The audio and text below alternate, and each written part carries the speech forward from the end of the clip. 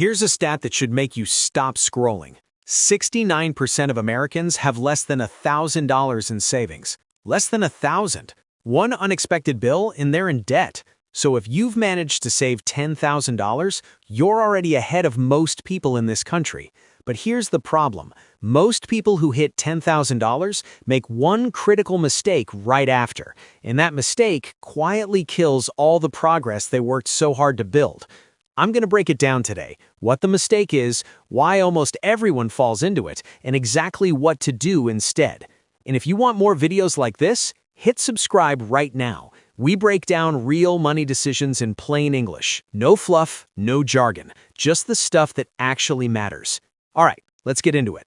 So what's the mistake? It's simple. They stop. They hit $10,000, they exhale, they feel safe, and then they just leave the money sitting in the same account it's been in for months and move on with their life. No plan, no next move, no direction.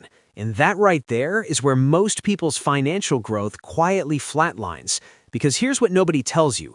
$10,000 is not a finish line, it's a decision point. And what you decide to do at this exact moment determines whether that money starts building your future or slowly loses its value while you sleep. Money without a job is just money waiting to shrink. Let's talk about why this happens, because it's not about being lazy or irresponsible. When you save $10,000, something psychological kicks in. You feel secure, and that feeling of security, it's powerful. Maybe too powerful. It makes you comfortable, and comfort is where financial momentum goes to die. You don't invest because it feels risky. You don't pay off debt because you want to keep the cushion. You don't split it up because that sounds complicated. So it just sits there, safe on the surface, but quietly losing ground to inflation every single month. 3 years later, you're looking at the same number, wondering why nothing feels different. That's the trap. Not bad spending habits, not lifestyle inflation, just standing still when it was time to move. So let's fix it. Here's exactly what to do with $10,000 in order of priority.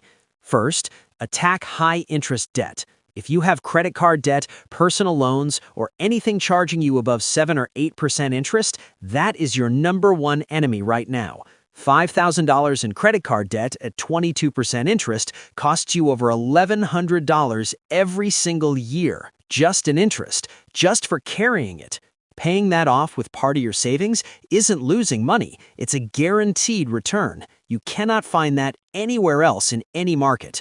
Wipe the high-interest debt first, full stop. Second, lock in your real emergency fund. Now this is different from just having $10,000 in an account.